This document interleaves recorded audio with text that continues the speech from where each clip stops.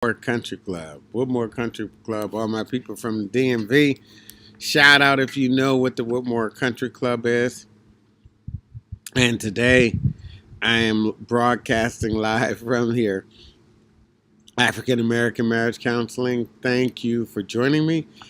Today we are going to talk about a call I get a lot.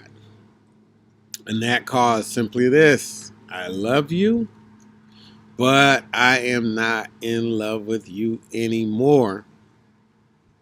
And you're trying to figure out, what do we do next? So if you heard this, I love you, but I'm not in love with you anymore, it's hurtful. It's the worst thing you could imagine hearing. There's anger, there's rage, there's all kind of emotions running in you. Can I get an amen from the choir? It is a very devastating thing to hear. I'm going to say one thing: don't panic. Hard not to panic. If you do panic, you're like most people.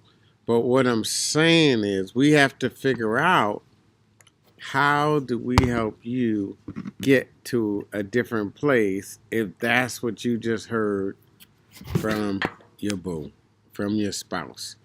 I love you, but I am not in love with you anymore. So let's just stop. Let's just take a deep breath. So a lot of times when couples hear this, one person is relieved and the other person is devastated. Boy, I finally got that off my chest. You just heard it. Go to the browser, or you just said it, and tell me what you are clicking. Tell me what you're thinking. Type it in the browser. If you just heard it, tell me what you're thinking. Probably panic. I can't believe this. I feel abandoned, betrayed. How could you do this to me? Love was supposed to last forever. So let me tell you what I hear. What I hear is, we've reached a point in the relationship, in the marriage, where we are not going through the motions no more. Either we're really fixing this, or we're going our separate ways, which isn't always a bad thing. That means that, boy, this is broken. It's broken to the point that we feel we need to get some immediate attention. Let's get it. Let's get it. So, I love you, but I'm not in love with you anymore, usually results for one of a couple things. Either we've grown stale and static and fixed in our comfort zone. Physically, the toll of life has affected us. Maybe they're not attracted anymore, but that's usually not it. Usually mentally, spiritually, emotionally, in some way, either a person feels they're disconnected, or, boy, maybe I've outgrown you. Either way, we need to make a change. Or, and this is the worst case, we've gotten to the point in our conversations where we've hit a wall emotionally. And we can't resolve our differences. Person says, hey, I want to spend more quality time. You're tone deaf and you respond. You don't want quality time. You just don't want me to hang out with my friends. You just don't want me to be with the kids. You just don't want me to do what I have to do at work. Instead of saying, if a person wants more quality time, they want more quality time, even if it's not your love language. So basically, I'm not going to meet your emotional needs no more. I'm not going to pretend as though I'm going to. And I want you to accept that. And the other person hears something different. You're not going to meet my emotional needs. This isn't going to change. Can I live my life like this? No, I can't. Ergo, I'm not in love with you anymore. Or they've just moved on. In either event, just don't panic. What I want you to do instead is say, hey, why do you feel that way? What's happened? And I'm not being rosy. Sometimes it's just over. Some people like sour milk.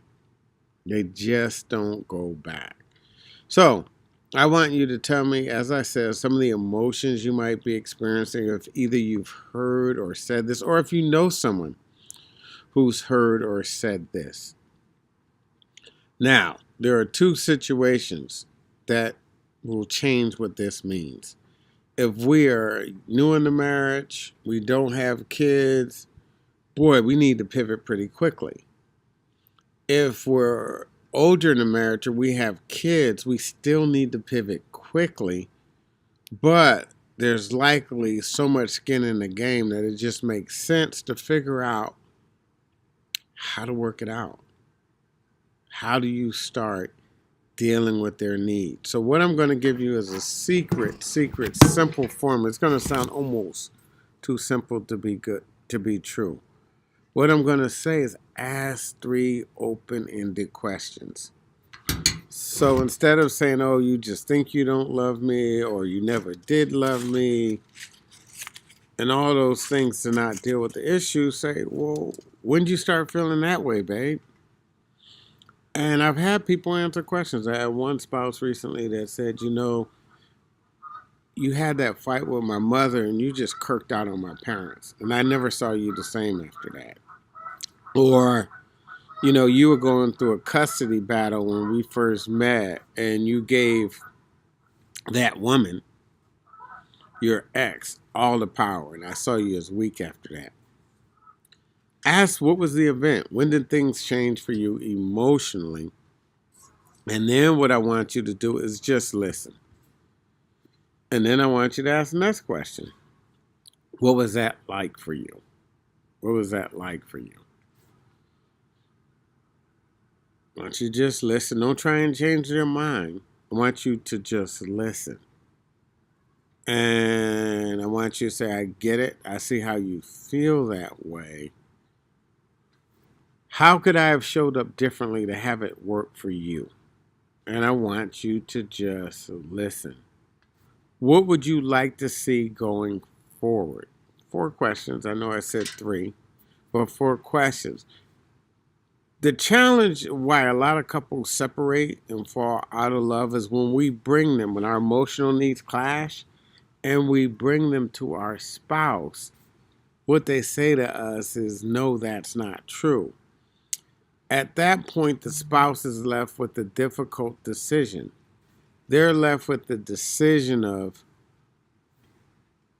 what they hear. Not only are you not going to hear me, you're not going to try and fix it. So I have to ask myself, can I live with this as my life? And if it's a big emotional need that's not being met, they're likely to say no. I'm not living like that.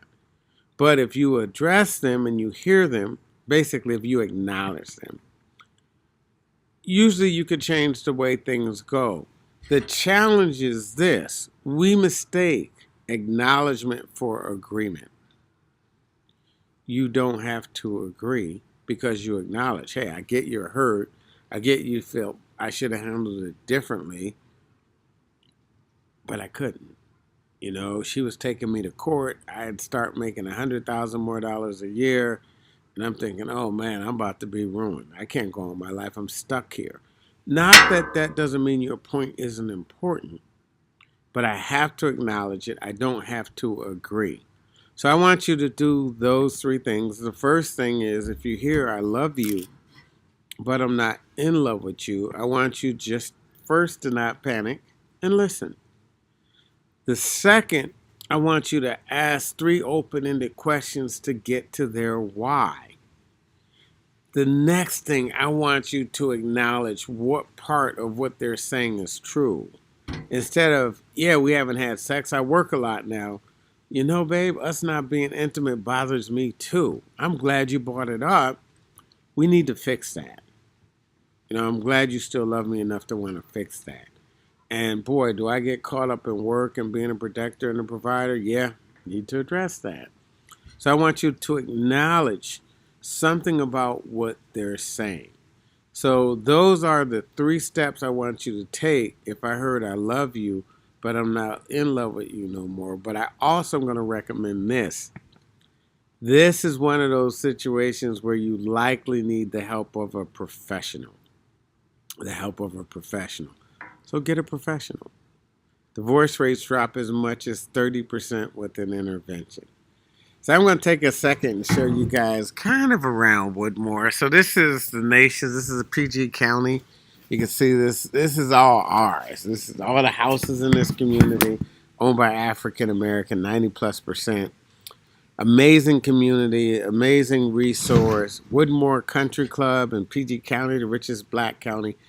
And I just love this place. And I wanted to do something here, and I figured this was the one. So if you just heard I love you, but I'm not in love with you anymore, let's help you figure out what to do next. And remember, divorce rates drop as much as 30. That's 30% with an intervention.